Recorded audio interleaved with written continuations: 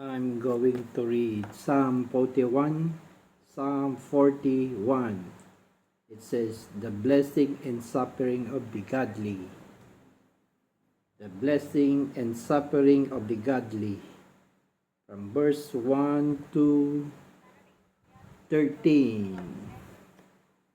Blessed is he who considers the poor. The Lord will deliver him in time of trouble. The Lord will preserve him and keep him alive, and he will be blessed on the earth. You will not deliver him to the will of his enemies. The Lord will straighten him on his bed of illness. You will sustain him on his sick bed. I said, Lord, be merciful to me. Heal my soul, for I have sinned against you. My enemies speak evil of me. When will he die and his name perish? If he comes to see me, he speaks lies. His heart gathers iniquity to itself. When he goes out, he tells it. All who hate me whisper together against me. Against me that devise my hurt. And evil, they say, clings to him. And now that he lies down, he will rise up no more. Even my own familiar friends in whom I trusted, who ate my bread, has lifted up his heel against me. But you, O Lord, be merciful to me and raise me up, that I may repay them.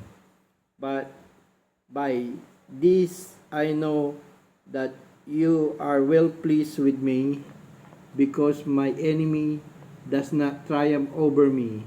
As for me, you uphold me in my integrity and set me before your face forever. Blessed be the Lord God of Israel from everlasting to everlasting. Amen and amen. I'm going to pray. Thank you, Lord, for your word in Psalm 41, the blessing and suffering of the godly. What you have said here, O Lord, let it be upon those people who would hear this and read it from their Bible, and those who are against you, O Lord, those who are against your righteous people, the chosen that you have put here on earth.